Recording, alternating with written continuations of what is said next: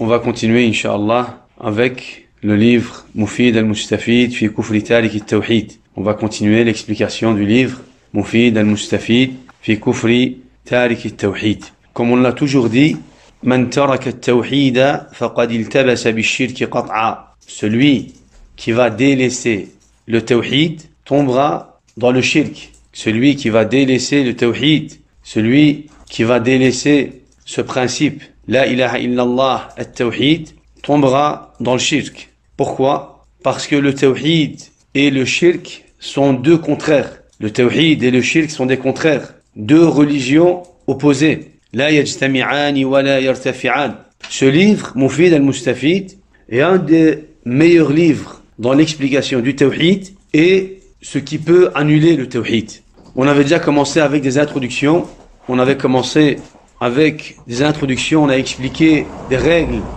On a expliqué des règles en relation avec le Tawhid et le Shirk. Donc on va continuer, Inch'Allah, avec l'explication du livre. On commence, Inch'Allah, du début du livre. On commence, Inch'Allah, du début du livre. هذه أوراق كتبها شيخ محمد بن عبد الوهاب لما ارتاب بعض من يدعي العلم من أهل العيينة لما ارتد أهل حريملاء فسئل الشيخ أن يكتب كلاما ينفعه الله به فقال. Il dit, lorsque certaines personnes prétendant la science doutèrent des gens de Uyayna, lorsque certaines personnes prétendant la science, بعض من يدعي العلم, بعض من يدعي العلم, ceci est une des caractéristiques de Ahl al-Bida'. Ahl al-Bida' prétendent toujours la science. Ils prétendent toujours la science. Vous les voyez, ils parlent avec des déductions, des suppositions, selon leurs passions et leurs envies. Quand tu leur demandes un dalil, ils te rapportent une idée de sa part ou une déduction, une supposition de sa part. Lorsque certaines personnes prétendant la science, donc ils n'ont pas de science, doutèrent des gens de Uyayna, lorsque les habitants de Huraymla apostasièrent, Comme vous le remarquez, au début il dit lamma irtaba, à la suite il dit lamma irtadda, lorsqu'ils ont douté, puis lorsqu'ils ont apostasié. Ar-riddatu bidayatuha al-irtiyab wash-shak. Le doute est le début de la mécréance. Quelqu'un qui va douter de sa croyance, quelqu'un qui va douter du tawhid, qu'il sache qu'il terminera dans quoi? Dans la mécréance. Ces gens-là ont commencé avec un doute et ils ont terminé dans l'apostasie. Ils ont commencé avec un doute et ils ont terminé dans le kufr. Ils ont commencé avec un doute et ils ont terminé dans la mécréance. Et c'est pour cela qu'il dit lamma irtaba, à la suite il dit lamma irtadda. Donc le musulman ne doute pas, ne doute jamais de quoi? De sa croyance. Ici, dans ces quelques premières lignes, il nous explique pourquoi il a écrit ce livre. Donc, les gens de Huraymla ont apostasié, ils ont prétendu certaines choses. Donc, par ces quelques phrases, Cheikh nous explique,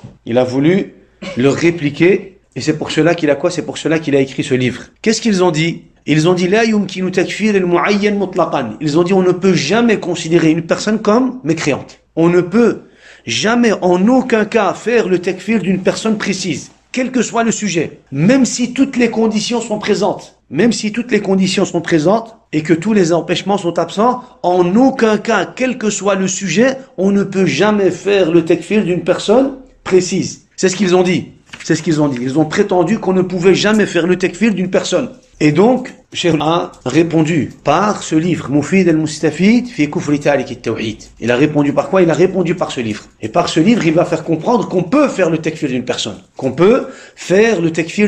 Précise. Même des fois sans regarder les conditions et les empêchements. Est-ce qu'il y a des conditions et des empêchements en ce qui est en relation avec le takfir?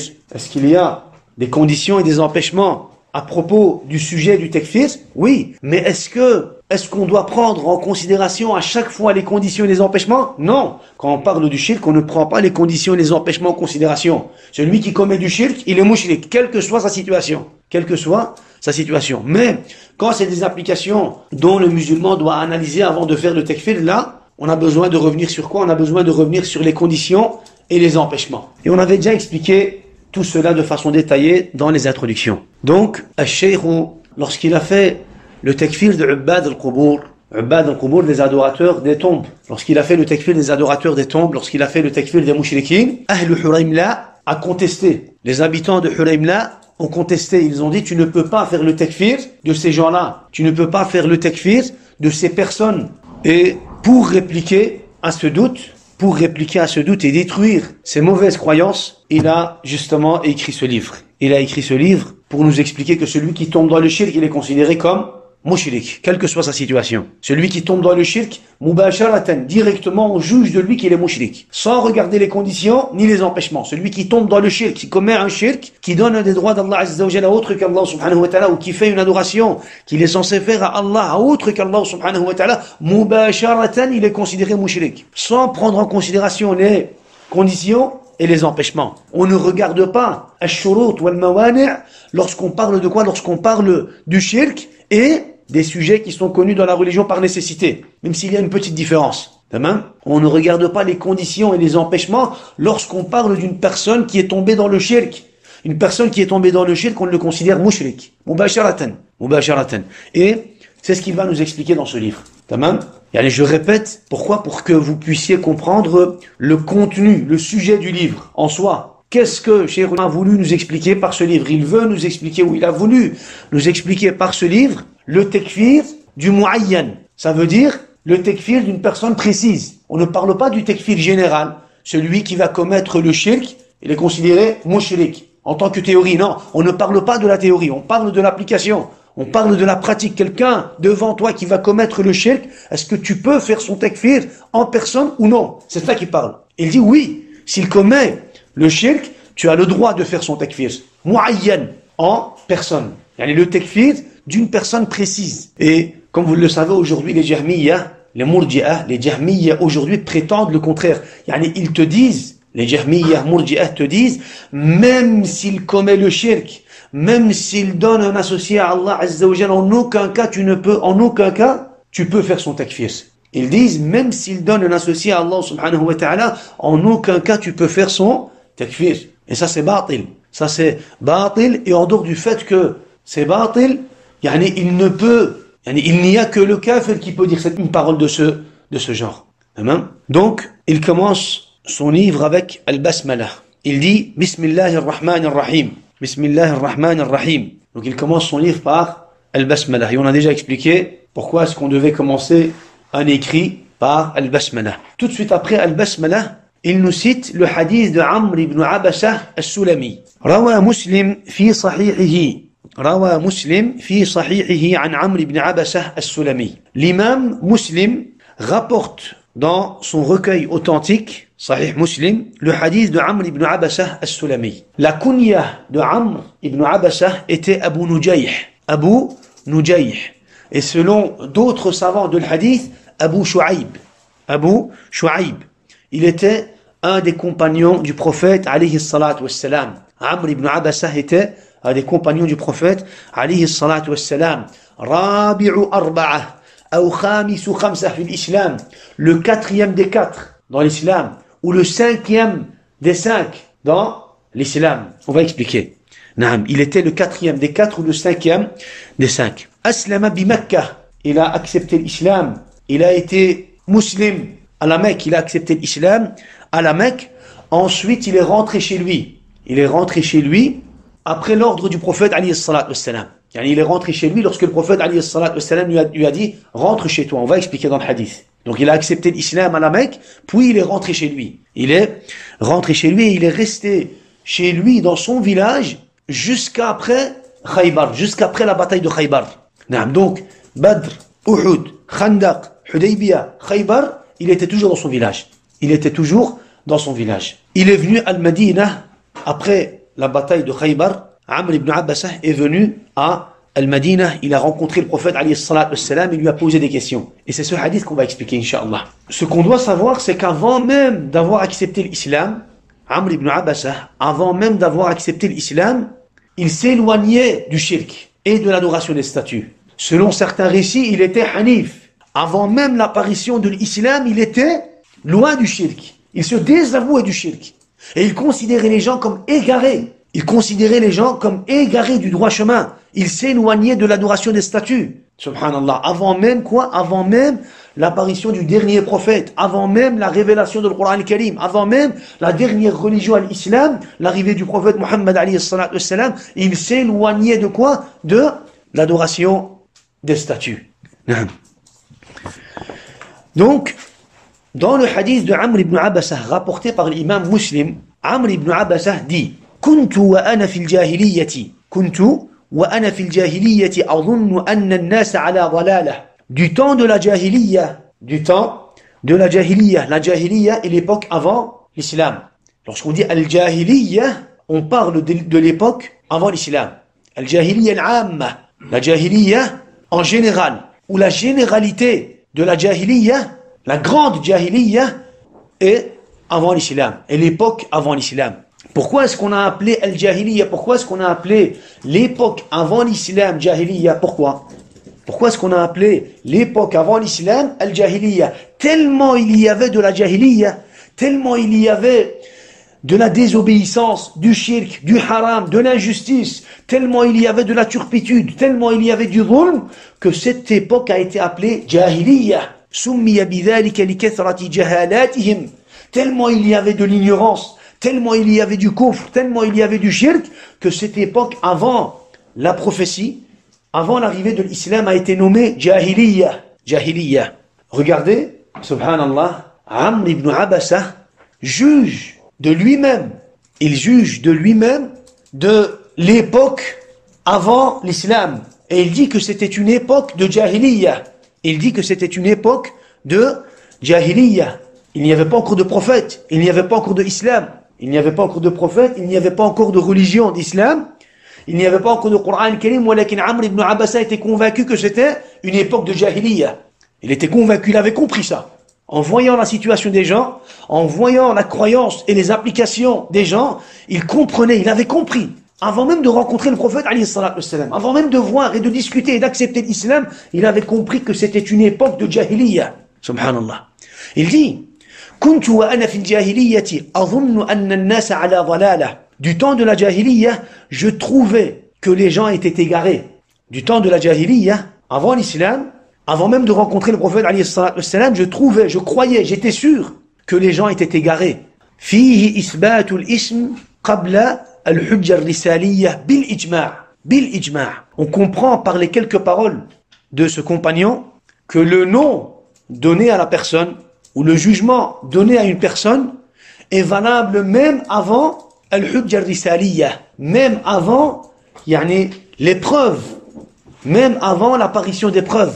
Même avant l'établissement des preuves. On comprend par ces quelques paroles de ce compagnon que le nom et le jugement, que le nom ou le jugement peut être donné à une personne même avant l'établissement des preuves. Comment est-ce qu'on comprend cela? Amr ibn Abasa, avant même d'avoir entendu l'islam, il avait jugé de lui-même que ces gens-là sont des personnes égarées.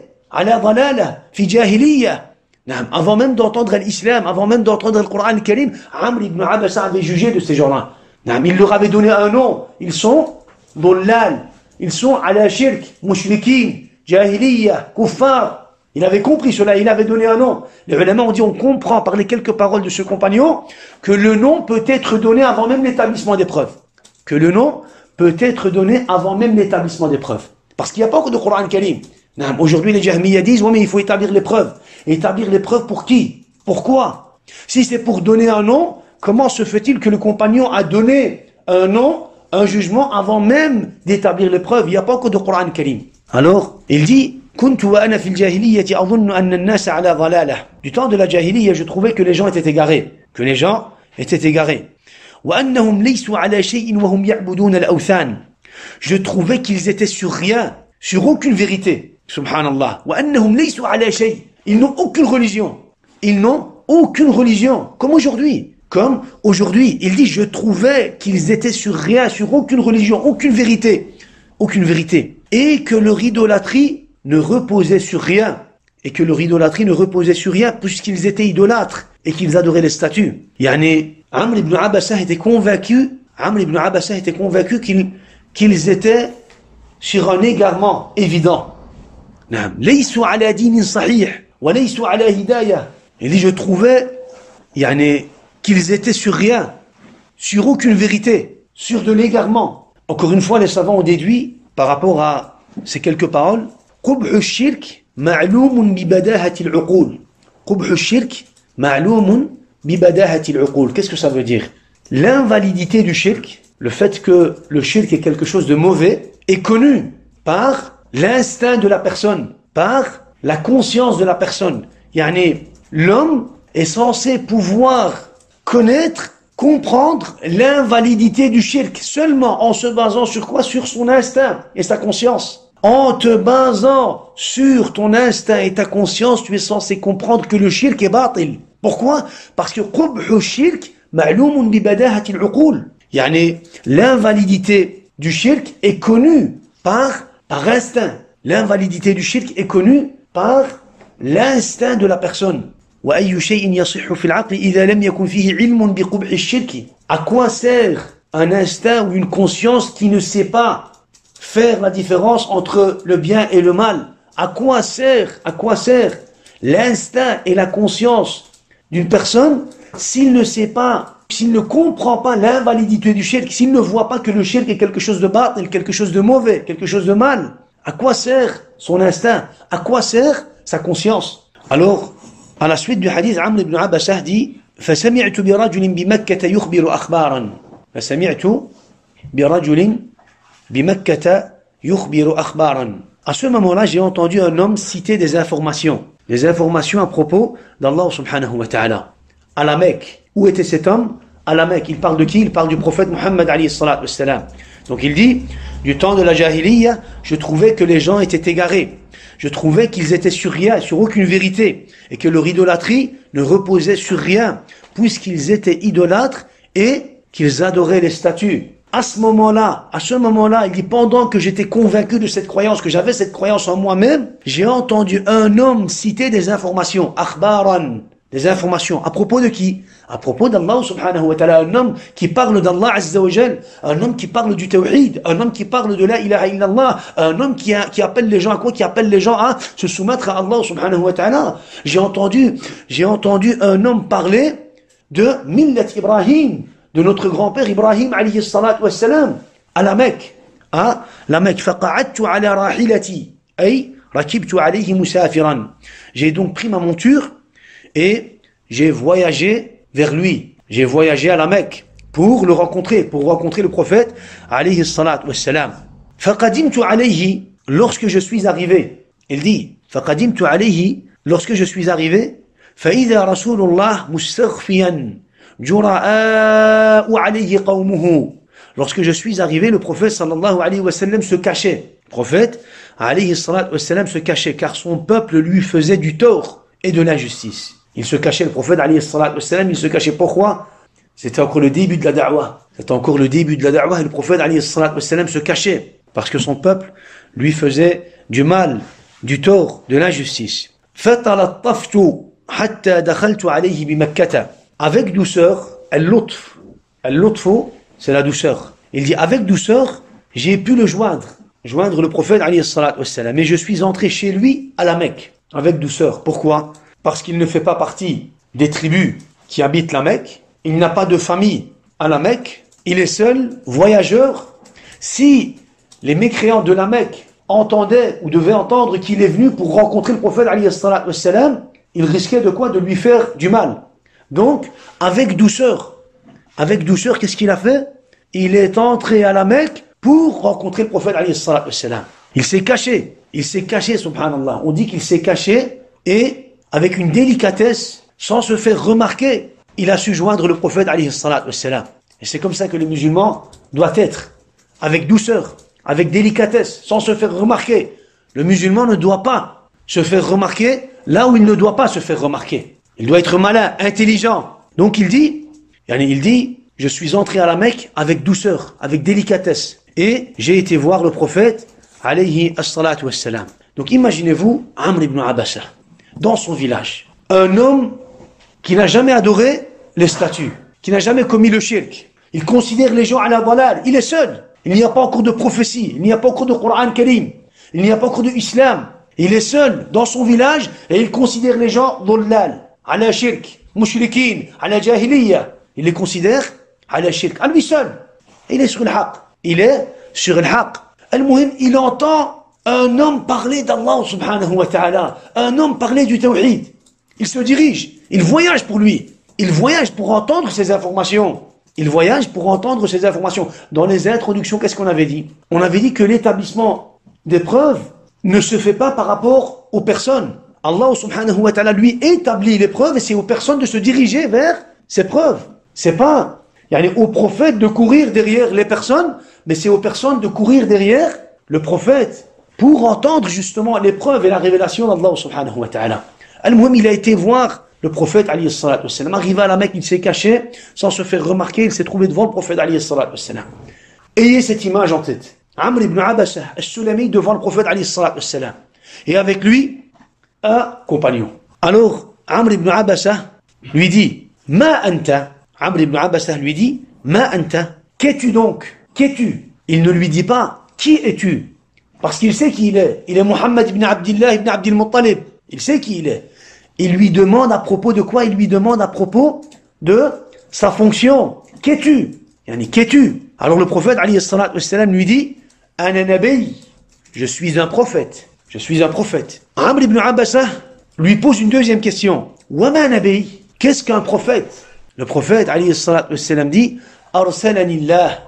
Allah m'a envoyé. Un prophète est un homme qu'Allah azza wa jalla a envoyé. Alors Amr ibn Abasa lui pose une troisième question. Il lui dit, avec quoi t'a-t-il envoyé? Avec quoi t'a-t-il envoyé? Puisque tu es l'envoyé d'Allah subhanahu wa ta'ala.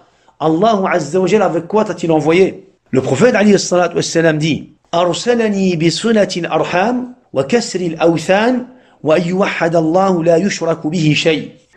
Le prophète alayhi salatu wassalam dit, il m'a envoyé pour maintenir les liens parentés. Il m'a envoyé pour maintenir les liens de parenté, les liens de famille. On comprend que maintenir les liens de parenté et de famille est un des premiers ordres d'Allah subhanahu wa ta'ala. Parce qu'au début de la prophétie, le prophète alayhi salatu wassalam cite cet ordre, cette adoration. Il dit qu'Allah azza wa jalla l'a envoyé pour maintenir les liens de parenté, les liens de famille. Donc on comprend que cela est un des premiers ordres d'Allah azza wa jalla et du prophète alayhi salatu wassalam. Le prophète alayhi salatu wassalam a cité cela avec le tawhid. Donc il m'a envoyé pour maintenir les liens de parenté, détruire les idoles, kasri al-awthan, détruire les idoles. Pourquoi? Parce que la destruction des idoles fait partie de al-kufr bit-taghut. La destruction des idoles fait partie du reniement du taghut, du reniement du taghut. Tu renies le taghut, walakin une des étapes du reniement du taghut est la destruction des idoles adorées en dehors d'Allah subhanahu wa ta'ala. Puis il dit wa an yuwahhad Allah la yushraku bihi shay. Et pour qu'on adore Allah seul sans lui donner d'associé. Et pour qu'on adore Allah seul sans lui donner d'associé. Sans lui donner d'associé. Et ça c'est le tawhid. Adorer Allah sans lui donner d'associé et le tawhid. Donc le prophète alayhi salatu wassalam dit, Allah azza wa jalla m'a envoyé et il m'a ordonné de transmettre le fait de maintenir les liens de parenté, de famille, de détruire les statues adorées en dehors d'Allah subhanahu wa ta'ala, le kufr bit-taghut, et de l'adorer sans commettre du shirk. De l'adorer sans commettre du shirk. Ici, ya ikhwa, al-ishraku billah, al-shirk, c'est un terme qui nous montre, qui nous fait comprendre que les Arabes acceptaient l'existence d'Allah azza wa jal et même en partie sa seigneurie. Parce qu'on parle de quoi? On parle de shirk. On ne parle pas de reniement d'Allah subhanahu wa ta'ala. Ici, on parle de quoi? On parle du fait, on parle d'adorer Allah subhanahu wa ta'ala sans lui donner d'associés. Pourquoi? Parce que les Arabes adoraient Allah, mais en lui donnant des associés. Et on va toujours revenir sur ce terme. On va toujours revenir sur ce terme pour faire comprendre aux gens que les Arabes du temps du prophète alayhi salatu wassalam adoraient Allah, mais en lui donnant des associés. Ils adoraient Allah, mais sans renier le tarout. Ils adoraient Allah, mais sans renier les adorateurs du tarout. Les kuffars au temps du prophète alayhi salatu wassalam reconnaissaient l'existence d'Allah subhanahu wa ta'ala et ils acceptaient en partie la seigneurie d'Allah subhanahu wa ta'ala. Ils adoraient Allah azza wa jal, walakin en lui donnant des associés. Et c'est pour cela qu'ils ont été considérés comme kuffars, comme mushrikin. En réalité, juste en se basant sur ce terme, ash-shirk, on peut quoi? On peut expliquer cela aux gens. Pourquoi Allah Azza wa Jalla nous parle de l'association? Pourquoi est-ce qu'il nous a interdit? Pourquoi est-ce qu'il a interdit aux gens de lui donner des associés? Parce que les Arabes, au temps du prophète, alayhi salatu wassalam, adoraient Allah, mais en lui donnant des associés. Le mushrik, c'est celui qui adore Allah en lui donnant des associés. Le musulman, c'est celui qui adore Allah sans lui donner des associés. Le mushrik, c'est celui qui va adorer Allah en lui attribuant des tawarit, des tarout. Le musulman, c'est celui qui va quoi?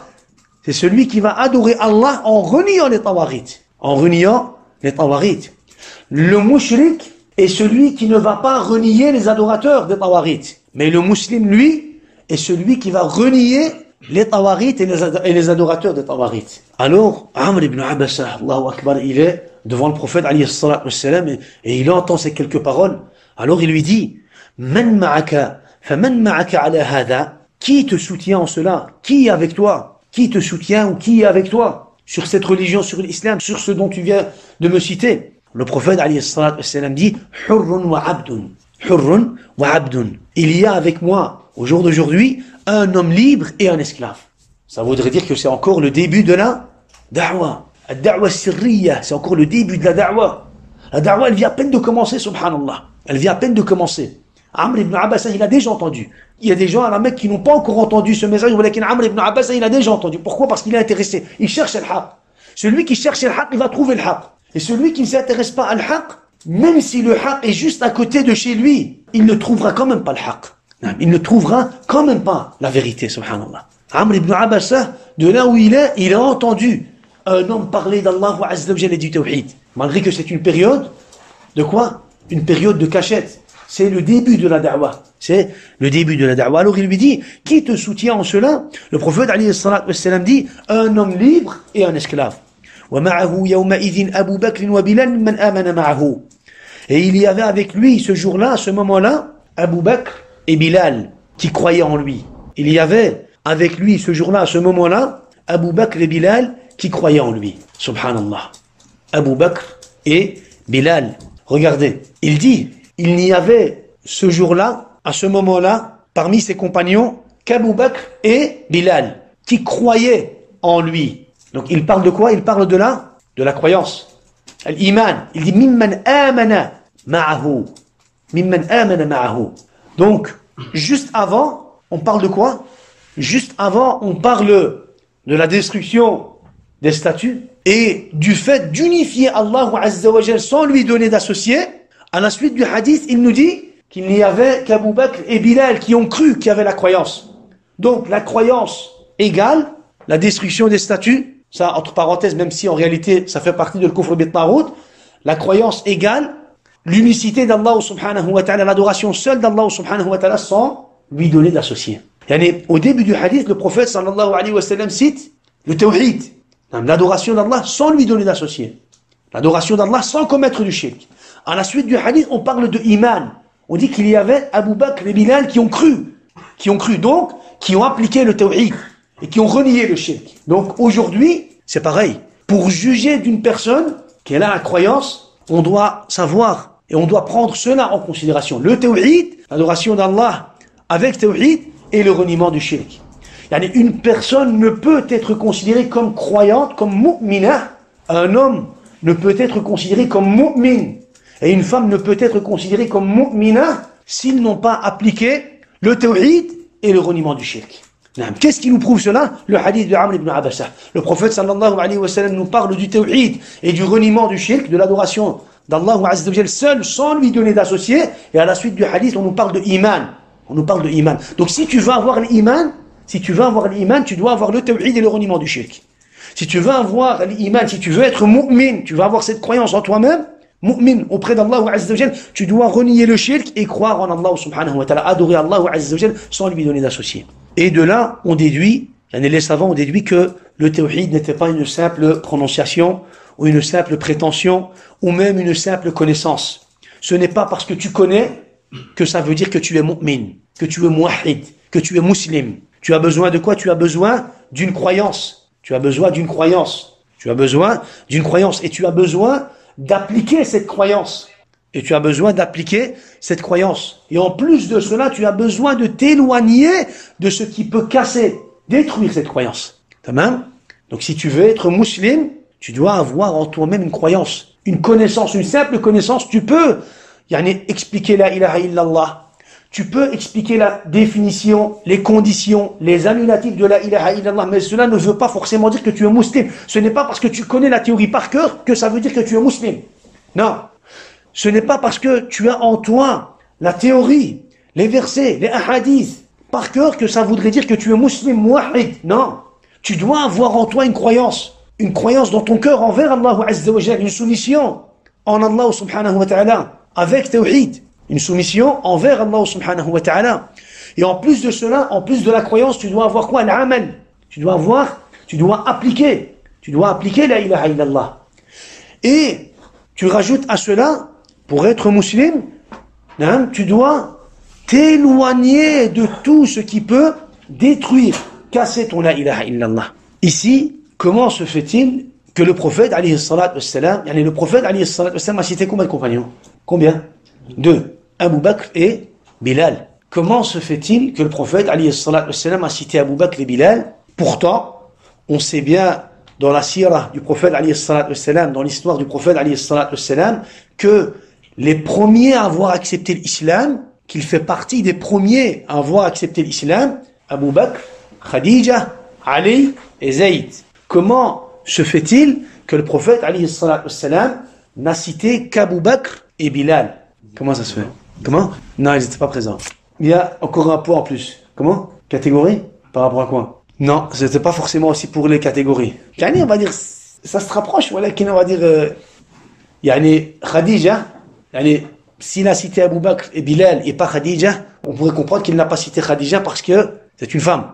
Et Ali était un enfant. Ce jour-là, il n'y avait qui? Ce jour-là, avec le prophète parmi les hommes qui vont le soutenir, qui vont être avec lui, qui vont combattre avec lui, vous savez, qui vont porter, on va dire, la responsabilité de la da'wa. Qui? Il y a qui? Abu Bakr et Bilal. Amma Khadija radiyallahu anha est une femme, donc c'est différent. Et Ali ibn Abi Talib et Zayd sont encore petits, donc il n'y avait pas forcément, on va dire, place à les citer. Tamam? Donc il les a cités parce qu'ils étaient, on va dire, c'est eux, entre parenthèses, qui forment, on va dire, le premier groupe de la da'wa, on pourrait dire. Alors Amr ibn Abbas, qu'est-ce qu'il a dit?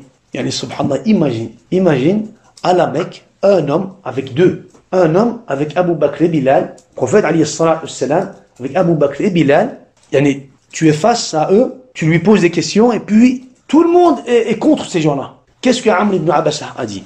فَقُلْتُ إِنِّي مُتَّبِعُكَ je te soutiendrai. Ou alors, ça a aussi été interprété ou expliqué, je te suivrai. Mais on va expliquer que le premier sens est plus correct. Je te soutiendrai. Amr ibn Abbasa, lui-même, déjà avant même de rencontrer le prophète, alayhi salatu wassalam, il considérait son peuple comme égaré. Il considérait les Arabes comme égarés.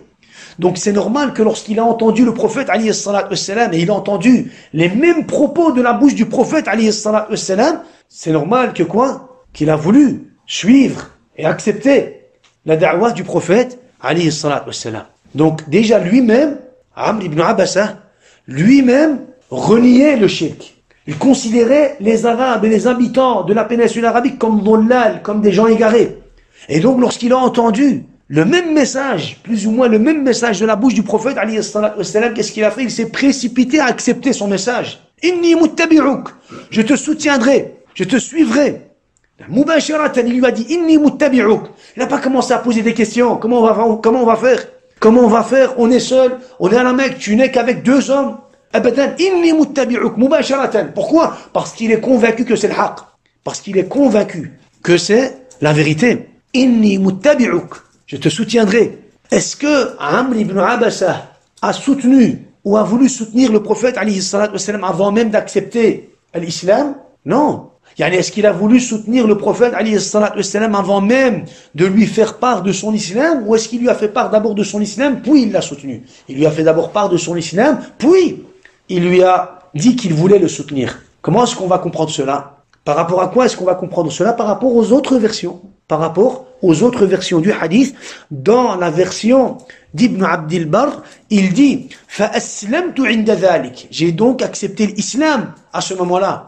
Après lui avoir posé les questions, il dit j'ai accepté l'islam, j'ai été musulman, j'ai accepté l'islam à ce moment-là. فَلَقَدْ رَأَيْتُنِي رُبْعَ الْإِسْلَامِ. J'étais le quart de l'islam. J'étais le quatrième des quatre. Le prophète, Abu Bakr, Bilal, Amr ibn Abbasah, le quatrième des quatre. Et il dit cinquième par rapport à d'autres versions, en prenant en considération un autre compagnon. Donc il dit j'étais le quatrième des quatre, ou le quart de l'islam. Il dit à ce moment-là, j'ai accepté l'islam, je me suis soumis. فَأَسْلَمْتُ عِنْدَ ذَلِكَ. Une fois avoir accepté l'islam, qu'est-ce qu'il lui a dit? Inni muttabi'uk. Je te suivrai, je te soutiendrai. Je te suivrai, je te soutiendrai. Inni muttabi'uk. Min al-ittiba'. Muttabi'uk, c'est celui qui suit. Et on sait bien que pour la validité d'une adoration, on a besoin de quoi? D'ittiba'. L'ittiba' est une des conditions de la validité d'une adoration. Tu dois cheminer sur la voie du prophète alayhi salatu wassalam. Tu dois cheminer sur la voie du prophète alayhi salatu wassalam si tu veux que ton islam et que tes adorations soient valides, acceptées auprès d'Allah subhanahu wa ta'ala. Et c'est pour cela qu'on dit que l'obéissance du prophète alayhi salatu wassalam est une condition essentielle. L'obéissance et le cheminement de la voie du prophète alayhi salatu wassalam. L'obéissance est une condition essentielle. L'obéissance du prophète alayhi salatu wassalam est une condition essentielle pour la validité de l'islam. On ne peut pas s'imaginer une personne qui va accepter l'islam, qui va même prononcer les deux témoignages, les deux attestations, puis qui va en même temps désobéir au prophète alayhi salatu wassalam. On ne peut pas s'imaginer quelqu'un qui va prétendre avoir accepté l'islam, qui va prétendre avoir accepté la ilaha illallah Muhammadur Rasulullah, puis va désobéir au prophète alayhi salatu wassalam de façon générale. Il ne va ni appliquer ses ordres et ni s'éloigner de ses interdits. On ne peut pas s'imaginer une personne comme celle-ci. Kullu muslimin ya'lamu bil ibtirar anna hadha kafirun bal min akfar an-nas. Chaque musulman est censé savoir par nécessité que cet homme est un mécréant, ou même le plus mécréant des gens, celui qui va dire qu'il a accepté l'islam, mais qui ne va pas se soumettre à la sunna du prophète alayhi salatu wassalam, qui ne va pas cheminer sur la voie du prophète alayhi salatu wassalam. Il dit il est mécréant, et même encore plus grave que cela, le plus mécréant des gens. Akfar an-nas. C'est comme un peu aujourd'hui quand les gens disent je suis musulman, on est musulman mais non pratiquant. Tu ne peux pas toi rencontrer quelqu'un qui va prétendre croire en Allah subhanahu wa ta'ala et puis désobéir et délaisser totalement la sunna du prophète alayhi salatu wassalam. Comme on l'a dit, une simple connaissance n'est pas suffisante. Tu as besoin d'application, tu as besoin de cheminement, tu as besoin de suivre la voie du prophète alayhi salatu wassalam. La voie du prophète alayhi salatu wassalam. Ja'a nafarun min al-yahoud ila an-nabi alayhi salatu wassalam. Un groupe de juifs est venu voir le prophète alayhi salatu wassalam. Mais ils lui ont dit Nashhadu innaka la rasulullah. Nous témoignons que tu es l'envoyé d'Allah. Nous témoignons que tu es l'envoyé d'Allah. Wa lam yakunu muslimina bidhalika. Et ils n'ont pas été considérés comme musulmans malgré cela. Ils ont témoigné que le prophète était l'envoyé d'Allah, mais malgré cela, ils n'ont quand même pas été considérés comme musulmans. Pourquoi?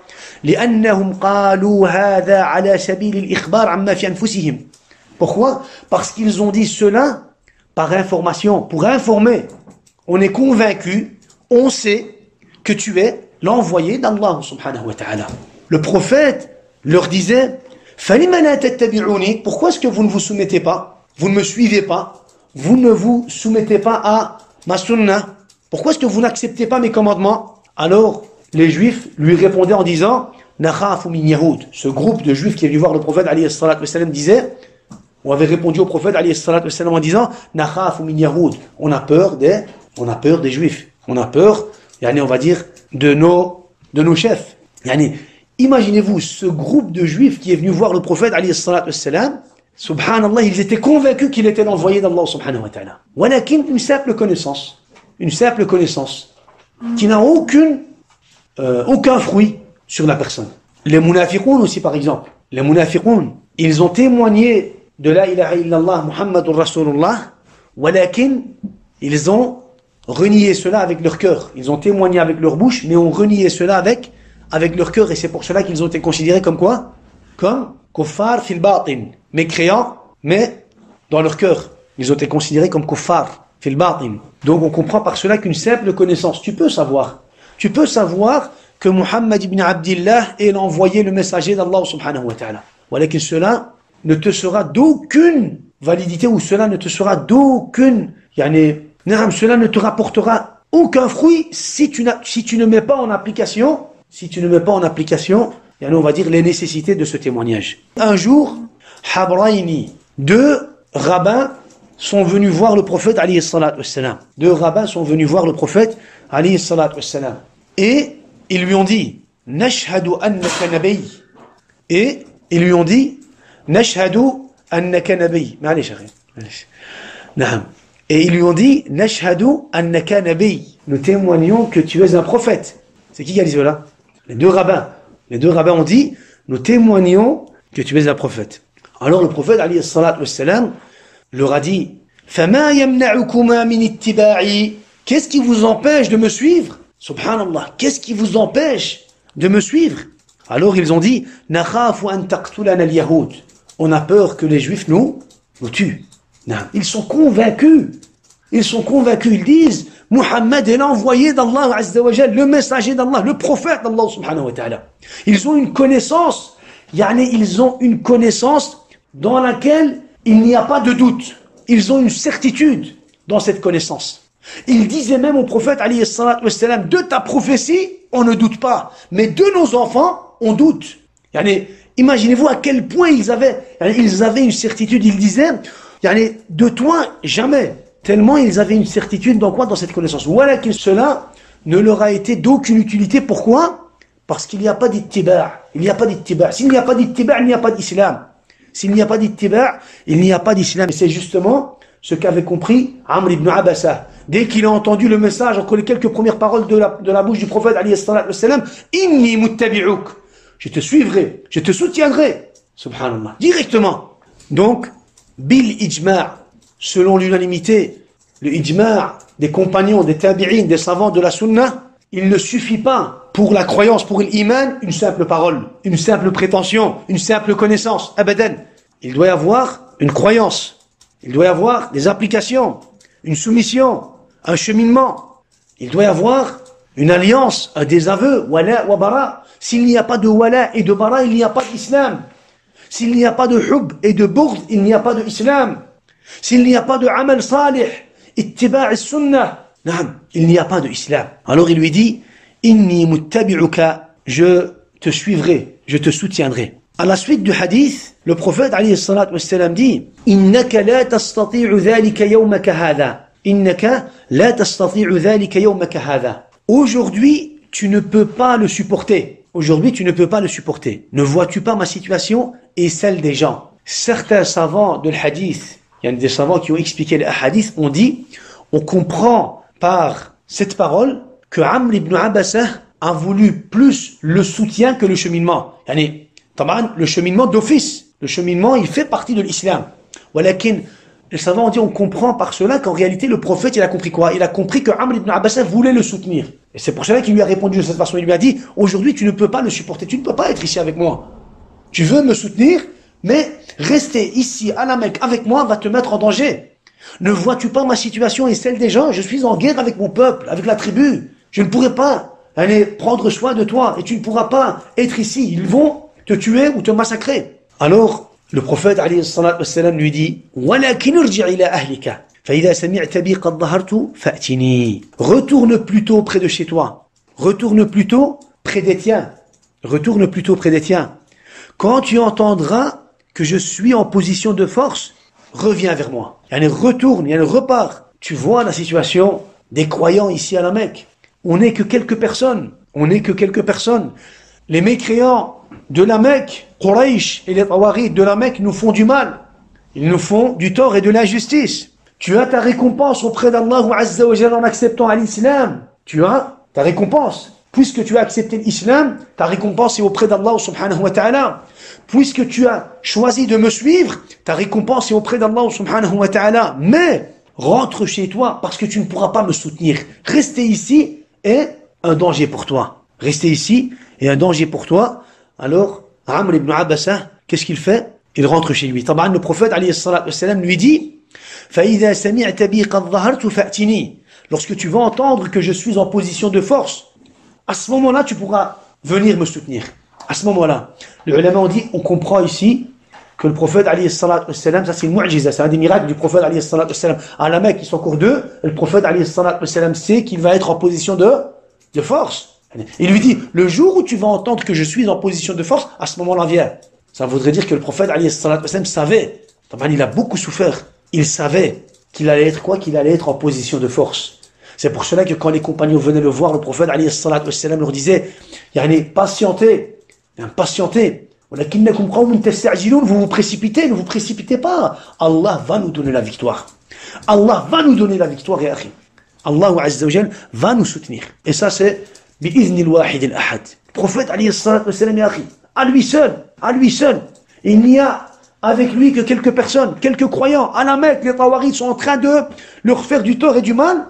Amr ibn Abasa, un croyant qui vient le voir, Amr ibn Abasa, qui vient à peine d'accepter l'islam, il lui dit, rentre chez toi. Et le jour où tu vas entendre notre force, le jour où tu vas entendre qu'on est en position de force, à ce moment-là, viens nous rejoindre. Et il part. Il ne dit pas comment, Ya Rasulallah, comment on va être en position de force? Vous n'êtes que deux, vous n'êtes que trois, comment est-ce qu'on va faire? Ils vont nous exterminer, ils vont nous tuer. C'est eux qui ont la force. Jamais on va pouvoir se réunir. Non. Subhanallah. En aucun cas, il ressent en lui le doute envers les quelques paroles du prophète alayhi salatu wassalam. Avec une certitude, subhanallah, il repart. Il repart et akhi. Et comme je l'ai dit, jusqu'à la bataille de Khaybar, il reste dans son village. Il reste dans son village, subhanallah. C'est pour cela que, ya Abdallah, tu dois avoir quoi? En toi-même une certitude. Tu dois avoir en toi-même une certitude. Yaqin, ya akhi, yaqin.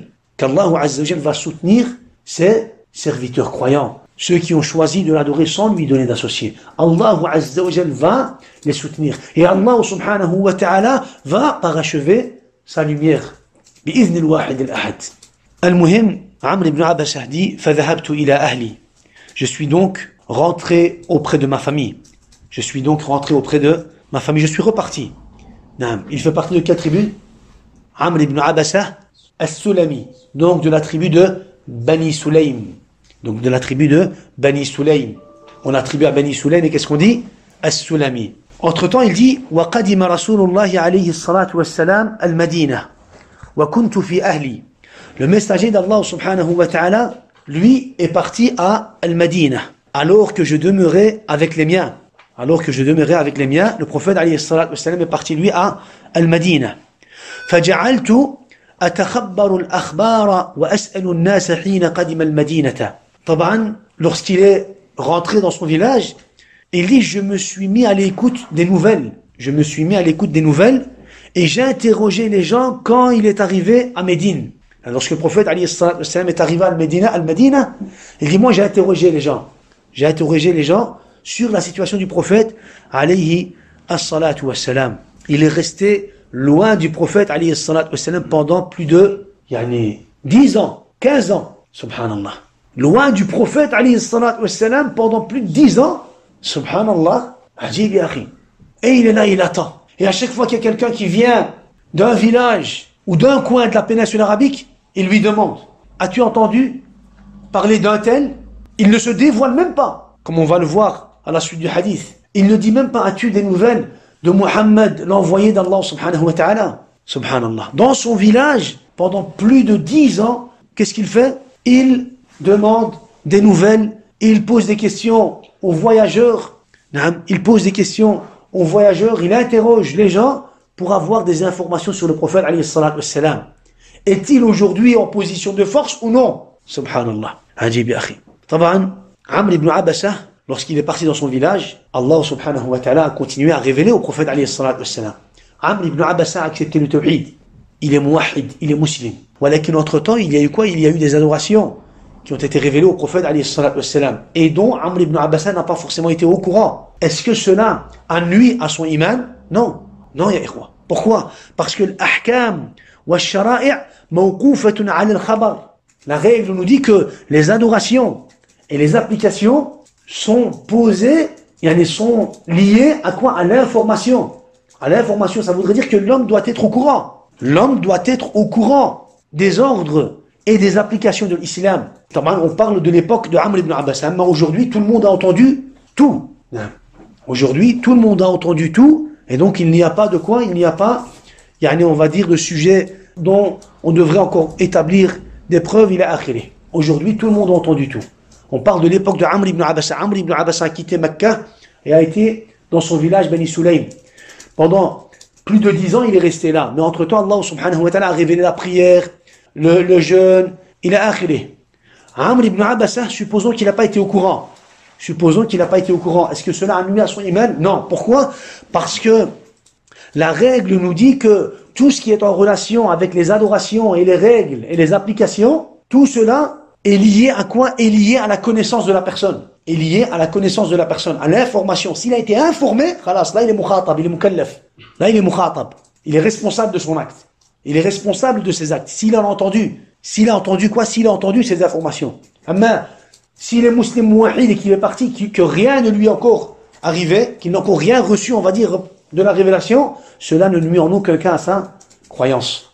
Cela ne nuit en aucun cas à sa croyance. Même si, comme je l'ai dit, il y a les supposons qu'il n'a rien reçu comme révélation, qu'il n'a rien reçu comme commandement. Pourquoi est-ce que j'ai dit cela? Parce que dans certains récits, on nous dit que, entre-temps, il avait été informé de quoi? De la prière. Voilà qu'il supposons qu'il n'a rien reçu, cela ne nuit en aucun cas à sa croyance. Pourquoi? Parce qu'il n'y a pas d'information. Il n'a encore rien reçu. Il n'a encore rien reçu. Tant qu'il n'a pas reçu, il n'est pas quoi? Il n'est pas mukhatab. Il n'est pas responsable. Tant qu'il n'a rien reçu. Mais le jour où il va recevoir, il est mukhatab. Et aujourd'hui, tout le monde a reçu. Donc tout le monde est responsable. Tout le monde est responsable. Al-Muhim, il dit حتى قدم نفر من أهل يثرب من أهل المدينة. حتى قدم نفر من أهل يثرب من أهل المدينة. Finalement, un groupe de Yathrib, des gens de Médine, sont passés par mon village. Finalement, un groupe de Yathrib, des gens de Médine, sont passés par mon village. Il a rassemblé les deux. Ahlu Yathrib, Ahlul Madina. Ahlu Yathrib, Ahlul Madina. Yathrib est l'ancien nom de Madina. Yathrib. Voilà que le prophète alayhi salatu wassalam a détesté ce nom. Il a changé. Il a dit quoi? Taaba, Taïba. Le prophète alayhi salatu wassalam a nommé le Madina par quoi? Taïba. Ou alors Taaba. Taaba. Et puis par après, elle a été nommée Al-Madina. Elle a été nommée Al-Madina. Pourquoi le prophète alayhi salatu wassalam a détesté Yathrib? Parce que Yathrib, ya ikhwa, vient du mot At-Tathrib. Et At-Tathrib, ya ikhwa, c'est quoi? C'est une reproche. Une reproche, une critique, une accusation. At-Tathrib. C'est pour cela que Youssouf alayhi salam, quand il a vu ses frères, à la fin de l'histoire, quand il a vu ses frères, qu'est-ce qu'il leur a dit? La tathriba alaykum al-yawm. Khalas, je ne vous accuse plus, je ne vous critique plus, je ne vous reproche rien du tout. Et cette ville vers laquelle le prophète alayhi salatu wassalam avait immigré, dans laquelle il vivait, était nommée Yathrib, celle qui est critiquée, celle qui est accusée, celle qui est reprochée, genre. Alors le prophète alayhi salatu wassalam avait détesté ce nom à cause de quoi? À cause de son sens. À cause de son sens. Il a dit Taaba, Taïba. C'est pour cela que le prophète alayhi salatu wassalam, à la base, il faisait attention à quoi? Il faisait attention au nom. Que ce soit le nom d'une ville ou alors le nom d'une personne. Le nom d'une personne. Muhim, il a rencontré ses voyageurs. Amr ibn Abasa al-Sulami a rencontré ses voyageurs et il leur a dit Ma fa'ala hadha ar-rajul alladhi qadima al-Madinata. Qu'a fait cet homme venu à Médine? Regardez qu'est-ce qu'il dit. Cet homme. Il dit pas le prophète. Il dit qu'a fait cet homme venu à Médine. Il ne dit pas qu'a fait le prophète. Pourquoi? Pour ne pas se dévoiler. Malgré, subhanallah, la situation des musulmans à Médine, ils sont en position de force. Il ne sait pas qui sont ces voyageurs. Il ne veut pas se dévoiler. Il prend quoi? Il prend ses précautions. Il reste discret. Il dit qu'a fait cet homme Al-Madina? Alors, il lui donne des informations et puis Amr ibn Abasa va sortir et va rejoindre le prophète alayhi salatu wassalam Al-Madina. Il va lui poser des questions et le prophète alayhi salatu wassalam va lui répondre. On va expliquer la suite du hadith inshallah la prochaine fois. Barakallahu fikum wa jazakumullahu khairan wa subhana rabbika rabbil izzati amma yasifun wa salamun ala al-mursalin walhamdulillahi rabbil alamin. Ce qui est demandé, c'est de réviser, d'étudier, de revenir aussi sur les muqaddimah, les introductions, et de relire le livre pour bien comprendre le sujet. Barakallahu fikum wa jazakumullahu khairan. Wassalamu alaikum wa rahmatullahi wa barakatuh.